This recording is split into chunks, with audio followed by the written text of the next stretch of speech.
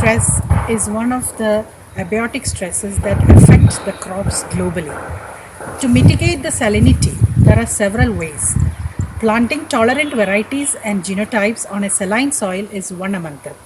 If we have to plant a saline tolerant variety, we should know what are the tolerant, we should select from the group or from a population, and we should know what are the tolerant characteristics. In a study conducted at Regional Research Station Dharwad of IGFRI, in Guinea grass, we could identify presence of salt excreting microhairs is one of the tolerant characteristics existing in Guinea grass. So in this video, I am explaining how the study on microhairs can be conducted. With at least minimum 3 leaves are selected for identifying the microhairs.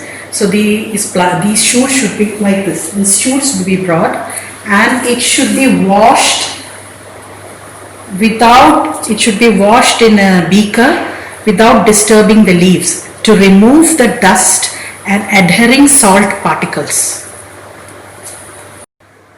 The washed shoot in fact has to be immersed in 500 millimolar sodium chloride, and also we have to maintain a control which is distilled water. This has to be incubated in dark for 25 to 30 hours.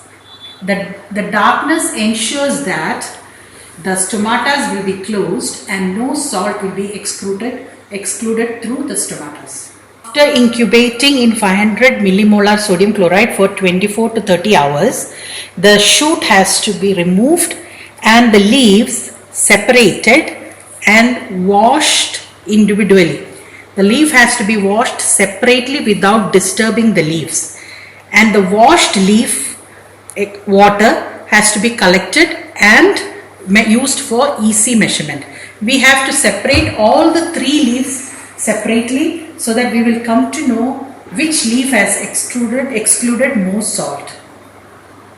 The samples that were treated in water should also be washed in distilled water and its EC should be measured. Washing the leaf which was treated with salt, the leaf area should be measured. Either you can use a leaf area meter or you can use a traditional graph method, and after measuring the leaf area, the leaves have to be made into small pieces and fixed onto a slide like this with cellophane tape tight and straight, and this slide can be used for viewing under a stereo zoom microscope. When you view this through a stereo zoom microscope, you can see the micro hairs present, and you can even count the number of micro hairs.